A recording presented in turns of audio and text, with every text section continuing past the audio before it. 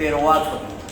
En la quinolina que vimos ayer, el heteroátomo ocupa la posición número 1, pero hoy vamos a cambiar de posición. O sea, lo único que voy a hacer es que al nitrógeno, en vez de ponerlo en la posición 1, lo voy a poner en la posición 2. ¿Qué quiere decir? Que la fórmula molecular va a ser la misma. ¿Usted recuerda cuál era la fórmula molecular de la quinolina, Ricardo?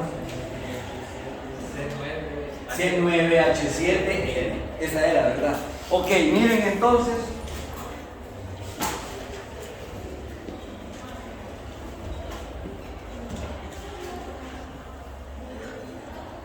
Esta es la isoquinolina. ¿Vio, Ricardo? La única diferencia es que el nitrógeno ya no lo escribí aquí, lo puse acá. Pero la manera de numerar es esta.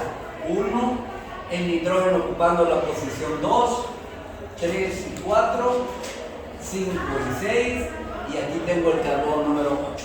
A estos dos no los numero. No yo.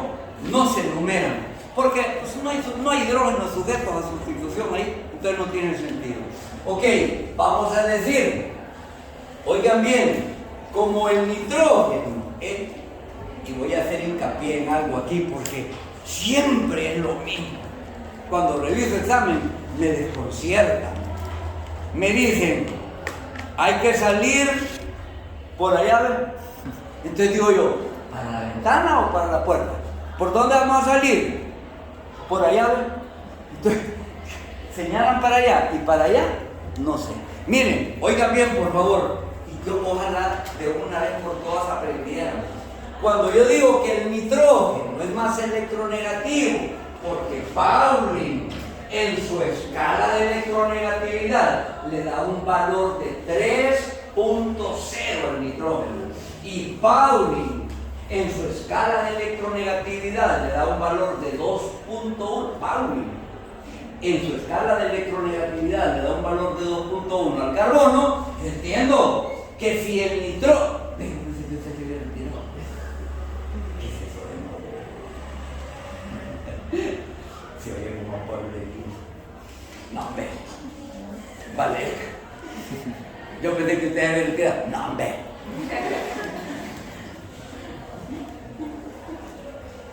Bien, muchachos. Estamos en la Big City. En la Big Apple, pues vaya.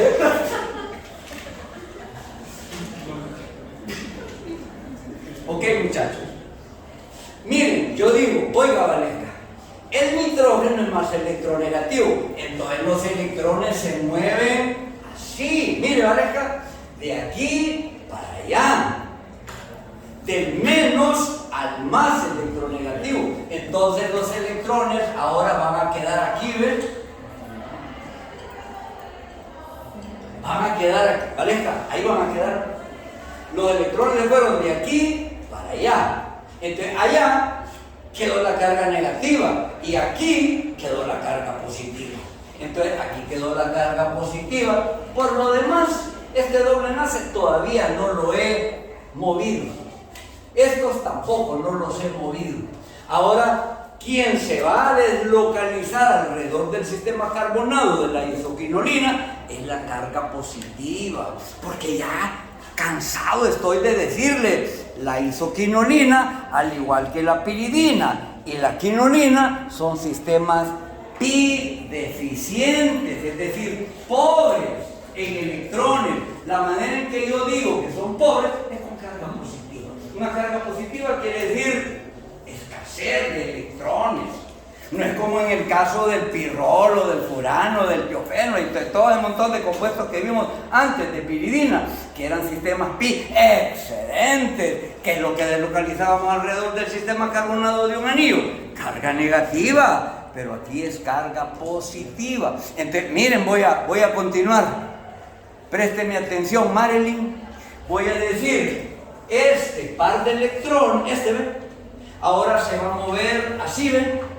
De aquí para acá, como si fuera una bisagra, como una parabrisa. De aquí, ahora lo voy a pintar aquí, y por supuesto la carga positiva, que antes estaba aquí, ahora miren dónde la voy a dibujar, porque estoy moviendo los electrones de aquí para acá. Entonces voy a dibujar otra forma contribuyente en donde aquí hay un polo negativo. El nitrógeno es el polo negativo. No es como en el caso del pirrol, en donde, como el nitrógeno entregaba sus electrones libres por un proceso de mesomería, el nitrógeno se cargaba en forma positiva. En aquellos compuestos siempre el heteroátomo era el polo positivo, pero en estos, en donde más bien el nitrógeno, en vez de dar, más bien roba electrones, entonces el nitrógeno aquí se carga en forma negativa. Es el polo negativo, cuando en el pirrol el heteroátomo nitrógeno era el polo positivo. Es todo lo contrario. El comportamiento del heteroátomo es diferente. Allá, por mesomería, el nitrógeno regalaba electrones, donaba electrones, presta electrones, comparte sus electrones. Pero aquí, por un proceso de conjugación, el nitrógeno más bien roba electrones y se carga en forma negativa. Aquí voy a dejar la carga positiva. Este doble enlace no lo he tocado. Este doble enlace ahora lo voy a dibujar aquí. Estos no los he tocado todavía.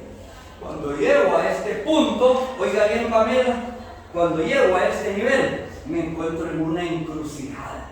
Como quien dice, me encuentro frente a dos caminos. Uno que me lleva allá y otro que me lleva para acá. Fíjese bien Pamela. Voy a decir, puede ser que estos electrones se muevan más. Hacer que este par de electrones, o sea, este enlace, se venga para acá. Y entonces la carga positiva yo la tengo que dibujar aquí.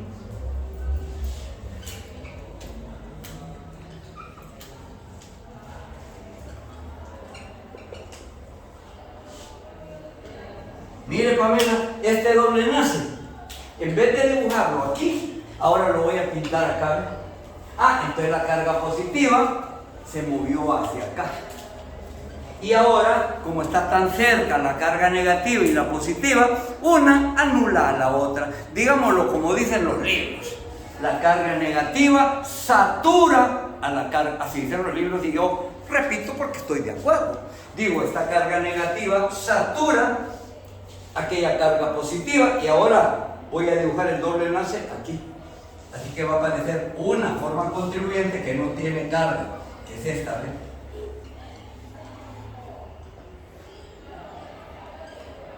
Esta. Ahora, puede ser, Pamela, que en vez de deslocalizar este doble enlace, mejor deslocalice este y diga, estos electrones se vengan para acá. Ahora entonces la carga positiva ya no la voy a dibujar aquí, la voy a dibujar acá, porque este doble enlace lo habré trasladado para acá. Entonces voy a dibujar otra forma contribuyente.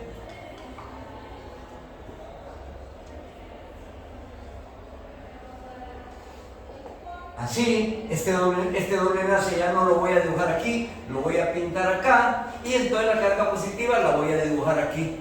Mientras tanto, este doble enlace, este y este están en su lugar. Y aquí una carga negativa. Ahora me pregunto, ¿y esa carga positiva se detendrá ahí? No se detiene, esa carga positiva sigue todavía.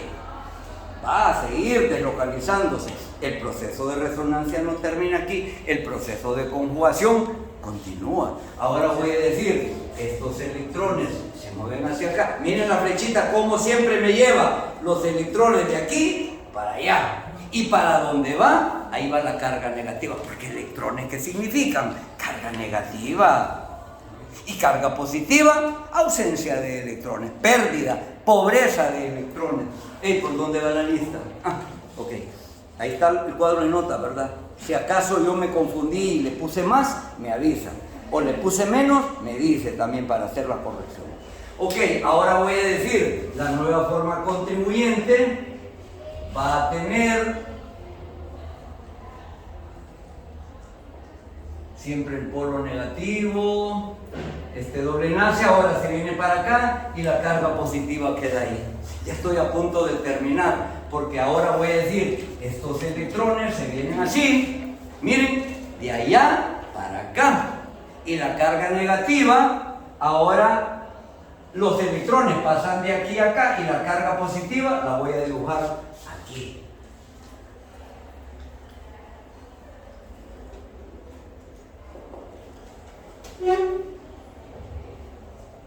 Aquí quedó la carga positiva. Y por último, ya solo me queda una forma contribuyente con la que voy a concluir. ¿Cuántas formas contribuyentes dibujé ayer para la quinolina? 10, ¿cierto? Y ahora voy a decir, esta carga negativa satura a esta carga positiva. No es al revés. No es que la carga positiva va para allá. No, son los electrones los que se mueven en el proceso de resonancia. Quien se mueve son los electrones. No son automáticamente las cargas positivas también, pero quien provoca el movimiento son los electrones. Los electrones se mueven desde así para esta otra, después para la otra, y en su cola van dejando carga positiva, ¿verdad? ¿Lo entiende Marilyn? Ok. Ahora voy a terminar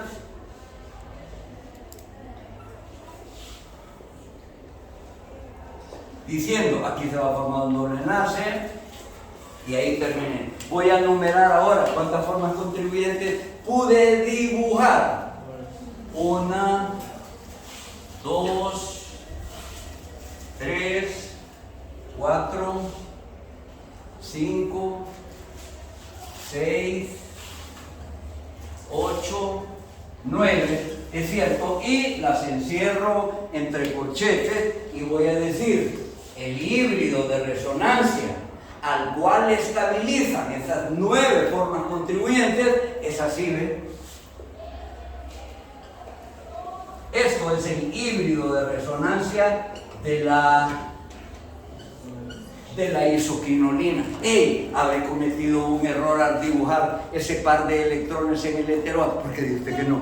Porque no entran. Porque ese par de electrones no participaron en el proceso de resonancia, o en algún momento me los llevé de... No, en ningún momento me los llevé de encuentro, entonces quiere que ese par de electrones no participan. Huckel no los toma en cuenta. Dice Huckel, este compuesto es aromático porque tiene 10 electrones localizados. 2, miren, 4 Astrid, 6, 8, 10. En ningún momento Huckel dijo, tomemos en cuenta los electrones libres del nitrógeno, que por cierto, Astrid, ¿en qué orbital están? Ya me olvidó. Están en un orbital híbrido sp2, correcto. Ese par de electrones libres, Astrid, le confieren a la isoquinolina un carácter básico. ¿Qué quiere decir? Que la isoquinolina es básica, igual que la piridina, igual que la quinolina. Es básica porque fíjense que si yo le agrego un ácido, inmediatamente reacciona, se comporta como base, captura los protones liberados por el ácido. Póngase que le agregamos ácido clorhídrico, HCl. El HCl libera protones y lo hace muy fácilmente. A granel libera protones el ácido clorhídrico. Inmediatamente, oiga bien, inmediatamente ese par de electrones captura el protón liberado por el ácido clorhídrico y el compuesto ahora es un ion amonio, en donde el nitrógeno se cargó en forma positiva, pero como ese par de electrones no habían participado en el proceso de resonancia, la aromaticidad se mantiene. Este compuesto mantiene su aromaticidad.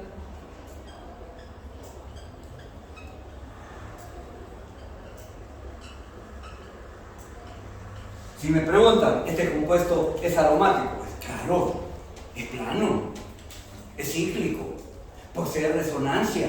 Si usted quiere, deslocalizo los 10 electrones. De todos estos que tenía libres el nitrógeno, para mí estaban de sobra.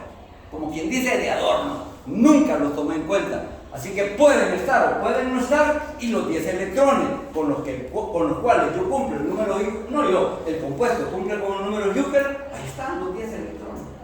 Cumple con el número, sigue cumpliendo con el número de Huckel. O sea, sigue siendo aromático. No es como cuando trabajábamos, por ejemplo, con pirrol. Yo me acuerdo que con pirrol, el pirrol era este, ¿verdad?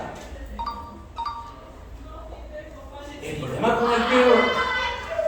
con el pirrol es que Huckel dice, el pirrol es aromático porque tiene 6 electrones deslocalizados. Yo le pregunto, hey Manuel, ¿quiénes son? Y me dice, estos dos y esos dos del nitrógeno, porque como el pirrol es un sistema mesomérico, es un mesómero.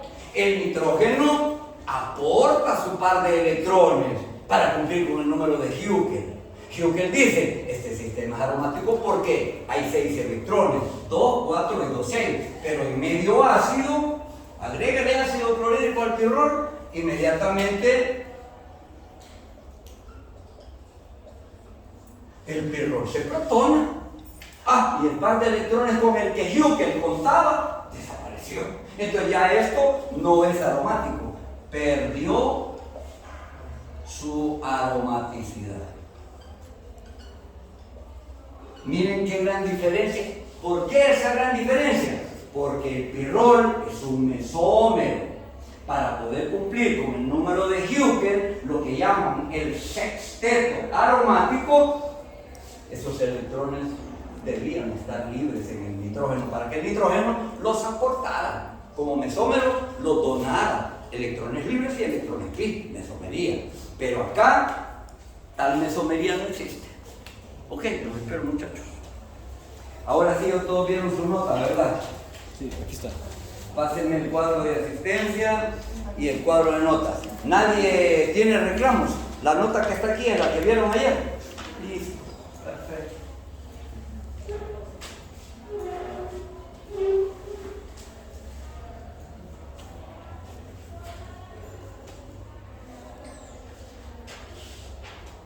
Este es un lápiz distinto, por favor. Este también vio su nota, ¿verdad? Sí.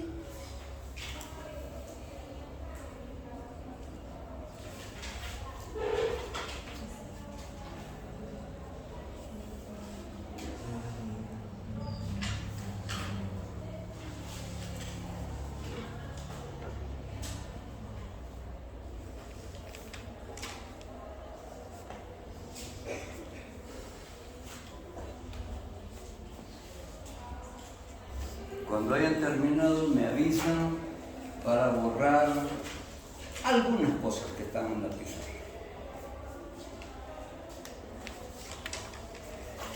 ¿Quién es el presidente de la asociación? Que no lo conozco. Juan Hernández.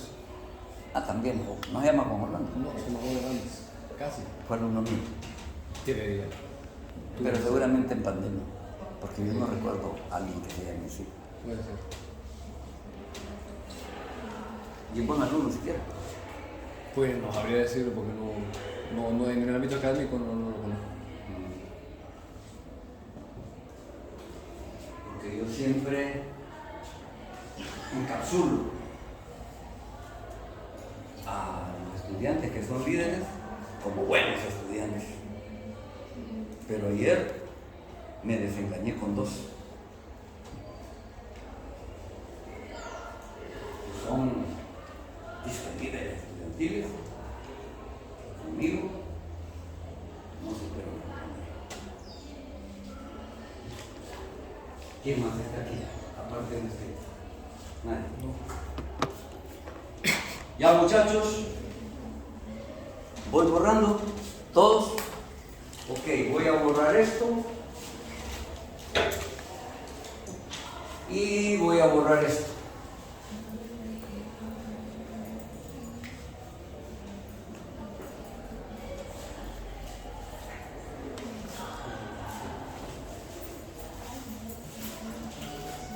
Y voy a decir, el híbrido de resonancia de la isoquinolina, todos lo conocemos porque ya se los acabo de presentar, es este.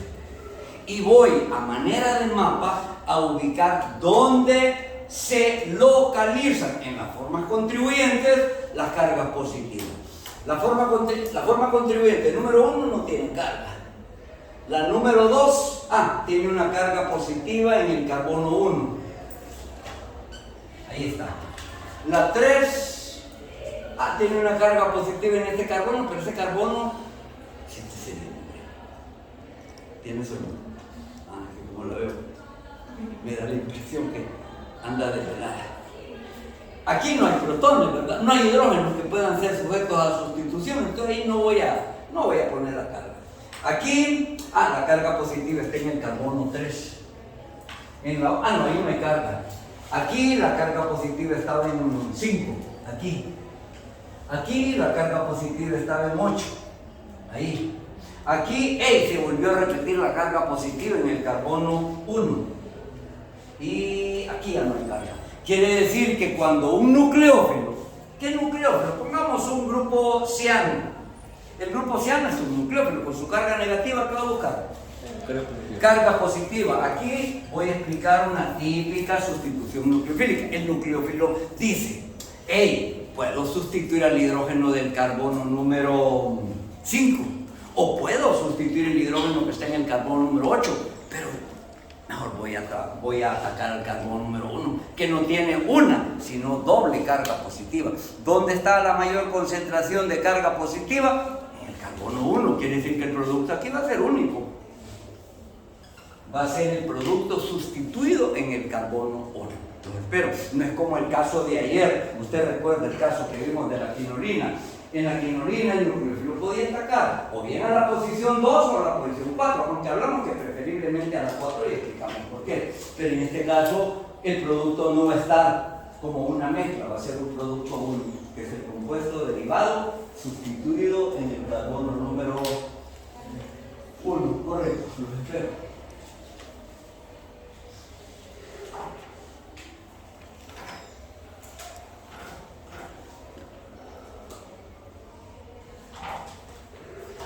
Fui a hacer un trámite a la alcaldía y le digo a un viejito que me pidió, dice que vengo a hacer una solicitud de reconocimiento de tercera edad por bienes inmuebles, pero lo dije tan rápido como que estoy dando la clase y me quedó viendo y me dice, ¿me lo podía repetir? Entonces le digo, yo tengo tercera edad, tengo 72 años. Y fíjese que me han dicho que me pueden dar una rebaja por el pago de bienes inmuebles, precisamente por mi tercera. Ya está, me dijo todavía me queda bien en medio, no lo podía decir en el espacio. Yo dije, es la costumbre, que aquí no hablo muy despacito, ¿verdad? No digo, fíjense que cuando un nucleófilo ataca a un sistema Pi deficiente, el nucleófilo preferiblemente busca aquel carbono que tenga la mayor concentración de carga positiva. Bueno, ahora sí puedo borrar, muchachos. ¿Sí? Ok, todos y todas, ¿verdad?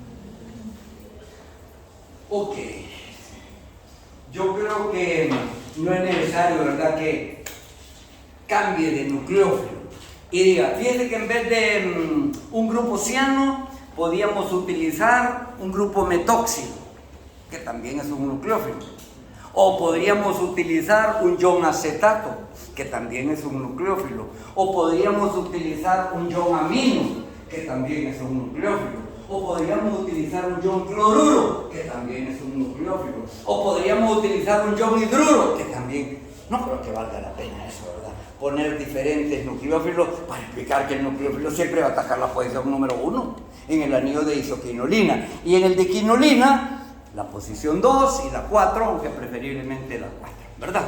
Ok, entonces vamos a entrar directamente a síntesis de piridina. ¿Cuál es la primera que plantearon que plantean en el tratado de los compuestos heterocíclicos? Juan Orlando. ¿Cuál es? ¿Quién la leyó? ¿Nadie?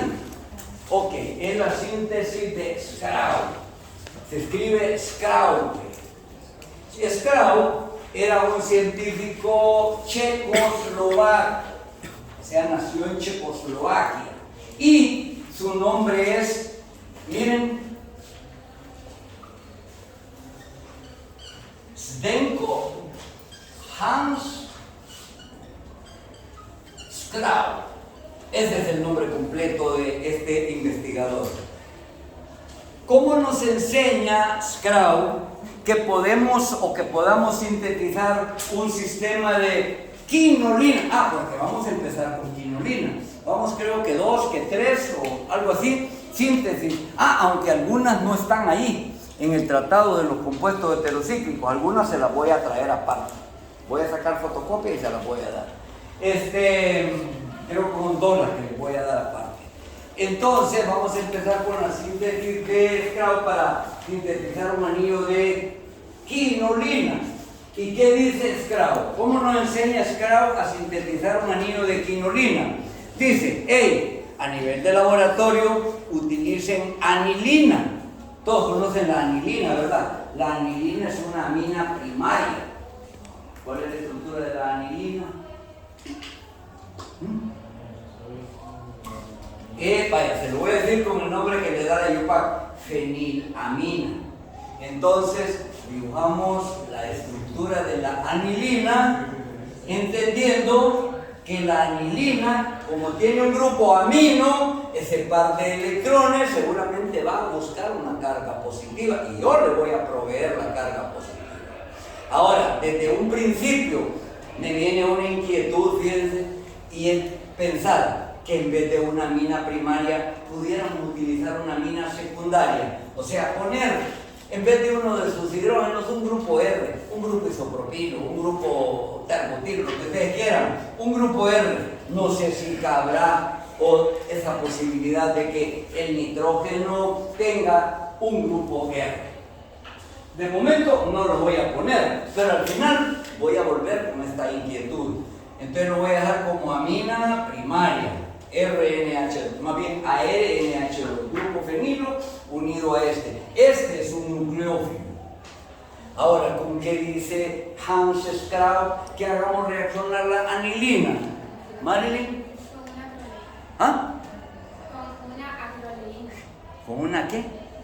Acroleína. ¿Y quién es la acroleína? Porque cuando usted me dice acroleína, me dejo en el aire. No sé quién es la acroleína. Ayúdenme como que si estuviéramos en examen y yo olvidé la verdad. ¿De qué otra manera se llama la acroleína? ¿Ah? Propanal. Propenol. No, porque la acroleína no es un alcohol. No se puede llamar propenol, porque cuando me dice propenol, yo entiendo, esto es un alcohol. Ol me hace pensar en un OH. Y la acroleína no es un alcohol. ¿A qué familia pertenece la acroleína? Es un aldehído. ¿Cómo se llama de acuerdo con la IUPAC?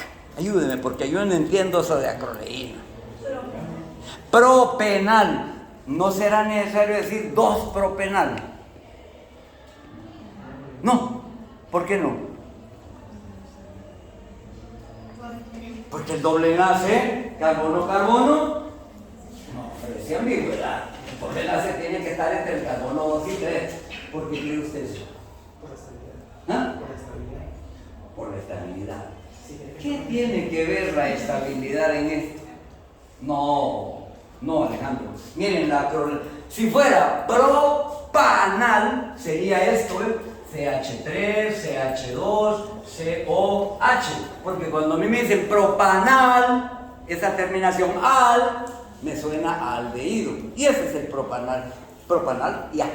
Pero cuando me dicen propenal, yo entiendo que hay un doble enlace. Y digo yo, ¿y dónde está el doble enlace? Y alguien me diría, ¿y dónde va a estar? ¿Lo va a poner entre el carbono 1 y 2? No, ahí no hay lugar. El doble enlace por fuerza tiene que ir entre el carbono 2 y 3. Te voy a quitar un hidrógeno de acá, uno de acá. Y eso es la estructura del propenal. No es necesario decir 2-propenal.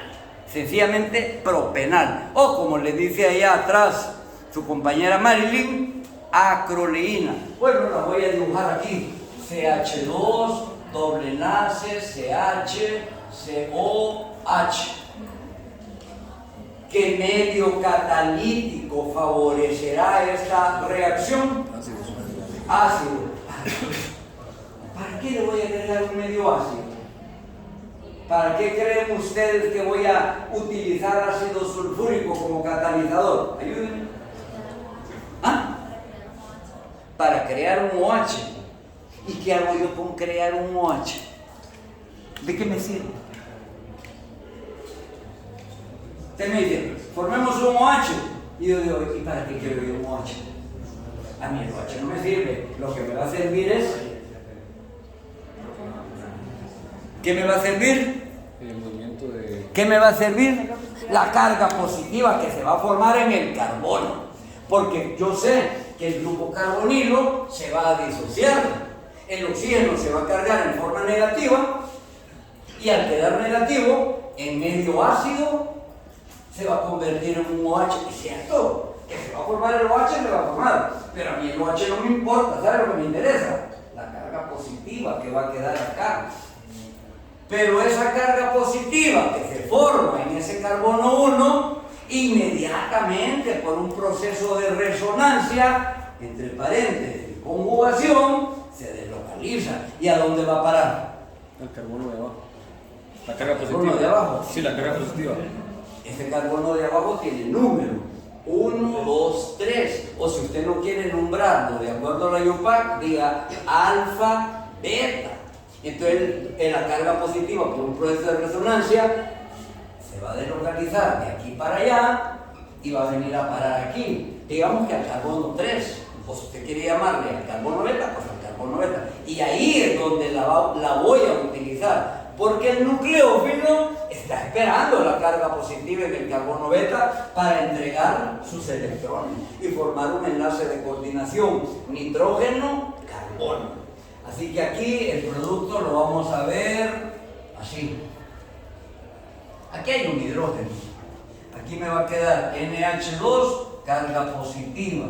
Aquí CH2, CH, doble enlace, COH, HE. ¿A qué familia pertenece esta función? ¿Familia de los? No, de los enoles. Esto es un enol. ¿Y qué les he mencionado yo acerca de los enoles? ¿Qué les he contado yo? Les he dicho que son bien estables los enoles. ¿Ah? No, nunca he dicho eso yo. Los enoles se forman, inmediatamente entran a través de un equilibrio que se llama equilibrio, ¿cómo se llama? Tautomérico cetoenólico. El enol, mediante un proceso de mesomería, entra en tautomería con una forma ceto. Así se comportan los enoles. Ahora, ¿cómo es eso de que a través de un proceso de mesomería? Es que si ustedes se fijan bien, aquí hay electrones libres y electrones pi, que fácil se pueden delocalizar. ¿Cómo se llama ese proceso de resonancia?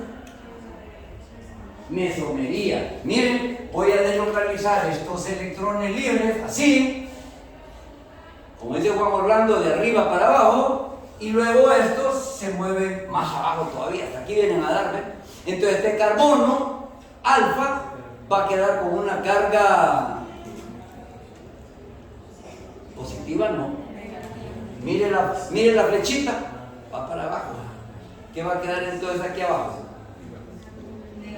Una carga negativa, se va a formar un carbanión. Y el oxígeno, que está ahí arriba, que entregó sus electrones, ¿con qué carga habrá quedado?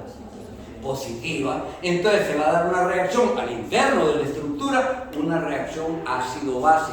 Alguien va a donar un protón y alguien lo va a recibir. Un proceso ácido-base de Bronsted y Lowry, esto es lo que voy a explicar. El oxígeno, que quedó con carga positiva, libera un protón, y el carbono, que quedó con carga negativa, recibe, y así el proceso de tautomería cetoenólico se realiza. Aquí lo que me va a quedar es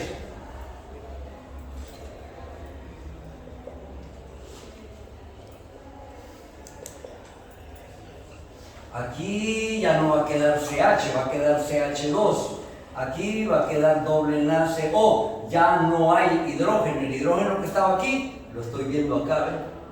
Y aquí este hidrógeno. Ok, esto es una forma ceto. Quiere decir que esto es lo que nosotros llamamos el equilibrio tautomérico ceto-enólico. Ok, esto está ahí, ¿verdad? En la plataforma, está ahí en el... No tienen que estar copiando nada, que veo algunos ahí copiando el mecanismo, no están copiando hasta aquí, pues, enséñamelo. Aquí saben, el mismo mecanismo que estoy explicando. No le incluí nada más ni le quité menos. Aquí saben, para los que no me creen, yo creo que es que algunos han de pensar, a lo mejor es mentira que está ahí en el tratado de los compuestos específicos, mejor lo voy a dibujar, lo voy a escribir. ¿Saben, muchachos? No tienen que estar escribiendo nada. ¿Saben qué? Aprovechen, que se lo estoy explicando. Porque cuando ustedes solitos se pongan a estudiarlo, yo no voy a estar ahí para explicárselo. Atiendan mejor acá la explicación. Ok.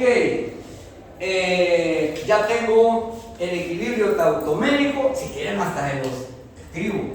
Equilibrio tautomérico.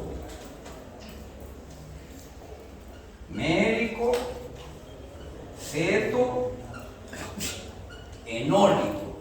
Así que equilibrio tautomérico, ceto, enólico. Ahora voy a decir, hey, un amonio es un ácido, libera protones y lo hace a granel, libera un protón. ¿Y para dónde cree usted que se desplaza el protón que libera el amonio?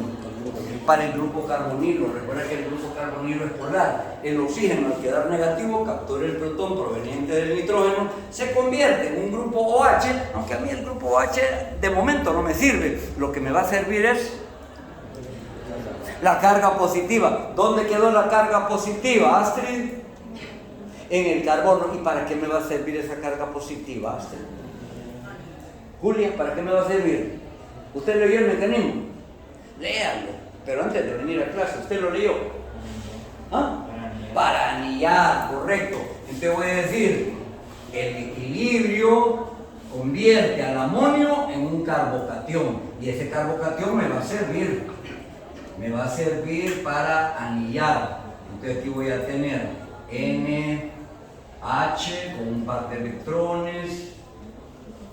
Aquí voy a tener un hidrógeno, aquí voy a tener OH y aquí quedó una carga positiva. Aquí es donde voy a explicar la anillación. ¿Qué voy a decir? Bueno, voy a decir, déjenme ver, del carbono alfa los electrones se van a beta. Alfa obviamente va a quedar sin electrones, es decir, con una carga positiva, y beta me va a quedar con una carga negativa. Y esa carga negativa de beta es la que se encarga de cerrar el anillo. Así que ya aquí puedo dibujar una... Ah, pero hay un problema. No me había fijado. Y es que, miren el problema con el que me encontré. Y es que este anillo, que era aromático, de repente no es aromático. ¿Por qué digo yo que no es aromático? ¿Por qué será que el anillo perdió la aromaticidad? ¿Ah? Porque antes, este carbono que voy a señalar aquí, tiene hibridación sp2, plana. El anillo era plano. Pero ahora, este carbono ya no tiene hibridación sp2. ¿Qué hibridación tiene, Manuel? sp3 tetraédrico, ¿verdad? Pero yo creo que le podemos devolver la planaridad. Así ves, en cuestión de milésimas de segundo. ¿Cómo? Vamos a decir, el doble enlace que habíamos perdido, recuperémoslo. Desplacemos este protón y estos electrones devolvámoselos al anillo. De posición exo, ahora volvamos a que sean electrones endo. Están dentro del anillo. Y el protón que se desplaza de ahí, ahora lo captura el OH, pero ya el anillo recuperó la planaridad. Ahora esto va a ser OH2, así, Así, y estoy terminando, Manuel. ¿Qué digo ahora? Primero voy a liberar una molécula de agua y después un hidrógeno del carbono vecino. Como solo hay un hidrógeno en el vecindario, hay un carbono en el vecindario y aquí tiene que ser. Entonces, primero se desplaza la molécula de agua, después un protón y ya formo un doble enlace de 2 que me hacen falta. 2 me hacen falta, ¿verdad? Para poder decir eso es un anillo de isopinolina. Entonces aquí ya tengo incorporado el primer doble enlace. ¿Este ve?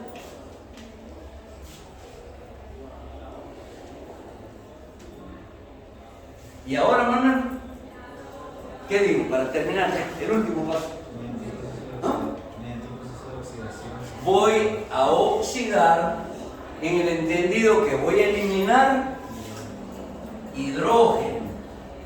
Y ahora sí. Y voy a hacer la pregunta que quedó pendiente. La voy a hacer otra vez, Manuel. Cabría la posibilidad que en vez de una mina primaria fuese secundaria. No, no cabe, porque si yo aquí, a sugerencia suya, dijera, voy a poner un metilo, solo es de seguir la ruta y al llegar aquí digo, no cabe metilo en el nitrógeno. Ahora, en el resto del anillo sí pueden haber sustituyentes. Aquí ven, en el resto del anillo sí pueden haber sustituyentes. Vaya, se me ocurre, Manuel, un grupo metóxido en esta posición para. Usted recuerda de su orgánica 1 la naturaleza del metóxido cuando está unido a un sistema aromático. ¿Es activante o es desactivante ortopara? ¿Ah? Es un activante. Es más, es un fuerte activante ortopara. Uno de los más fuertes activantes ortopara. Quiere decir que por un proceso de mesomería, los electrones libres del oxígeno, del metóxido, activan, enriquecen de electrones al anillo. ¿A qué posiciones? A orto y a par. Y mire esa carga negativa que se ubica en posición par. Esa carga negativa es como una puerta cerrada para estos electrones. Si aquí no hubiera esa carga negativa, esos electrones se verían tentados a entrar al anillo por un proceso de mesomería. Pero esta carga negativa les dice, hey, ¿para dónde vamos? Ahí se me quedan en el nitrógeno. Es más, prohibida la entrada de ustedes al anillo. Mejor reaccionen con aquella carga positiva que los está esperando. Vio como el metóxido acelera la reacción. Ese metóxido concentra los electrones del nitrógeno. ¿Y para qué quiero yo que los electrones del nitrógeno estén concentrados? Para reaccionar con el núcleo que se formó allá. Pero, oiga bien, Manuel, por el contrario, si aquí en vez de un activante yo tuviera un desactivante, como es el grupo nitro está considerado el más fuerte desactivante. Desactivante quiere decir que desactiva ¿qué posición? ¿No? Ortopara. Es que los grupos o son activantes ortopara o son desactivantes ortopara. Yo nunca he oído hablar de que hayan grupos activantes meta o desactivantes meta. Eso no existe. Un grupo o es activante ortopara, y si es activante decimos que orienta ortopara. O si es desactivante ortopara, entonces decimos que es orientador meta. Pero activantes meta no existen, ni desactivantes meta, eso no existe. Existe activante ortopara y desactivante ortopara. Entonces yo tengo un grupo nitro y digo, hey, el grupo nitro está considerado el más fuerte desactivante ortopara. En otras palabras, es un orientador meta. Pero yo eso de orientador meta ahorita lo obvio y digo, como es un desactivante, entonces manda carga positiva a orto y manda carga positiva a para. Y una carga positiva en para en ese momento es como una invitación, como una puerta abierta. Electrones, ¿quieren entrar al anillo? Y los electrones dicen sí, entran al anillo y se da una competencia. Los electrones o entran al anillo o forman enlace con aquel núcleo. Y yo lo que quería era que formaran enlace con aquel núcleo, no que se deslocalicen en el anillo.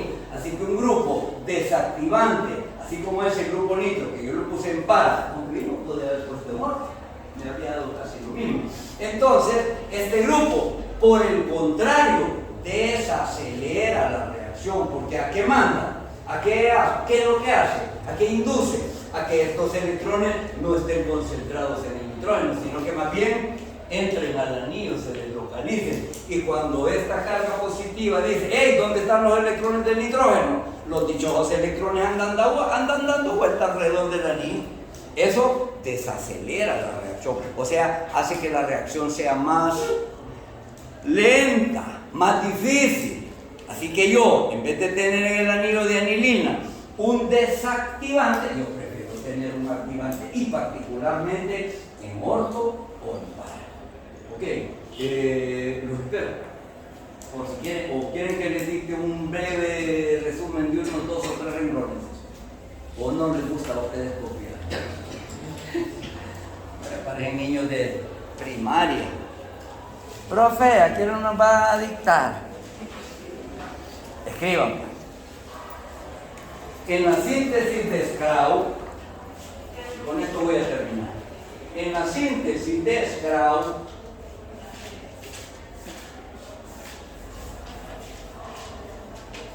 la anilina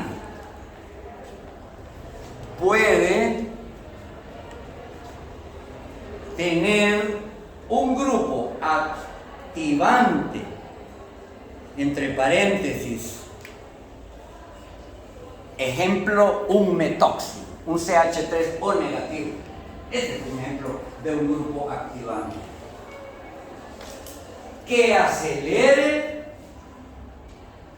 la reacción, coma. Pero si en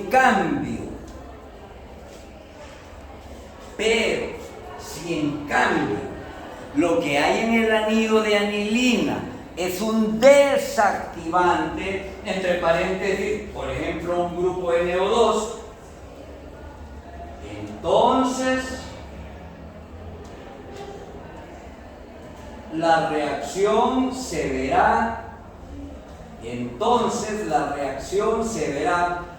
desacelerada. Entonces la reacción se verá desacelerada. ¿Entendieron lo que escribieron? Bien. Muchachos, para mañana vamos a ver la segunda síntesis. ¿Cómo se llama la segunda síntesis? Es la síntesis de Friedlander. Ok, esta síntesis tiene 2 versiones. O bien es catalizada por hidróxido de sodio y me lleva a un producto, o bien, si es catalizada por el contrario, por ácido sulfúrico, me lleva a otro producto. O sea, dependiendo del catalizador, así voy a obtener uno u otro producto. ¿Quiénes se comprometen para leer esta síntesis el día de mañana? Hoy para mañana. Nadie. 1, solamente una persona. 2.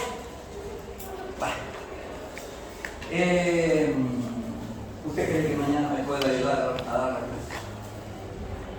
Vale, me voy a... No es que lo voy a mandar a que usted explique. Yo lo voy a explicar, pero usted quiero que me esté escuchando. Por favor. Nos vemos mañana entonces.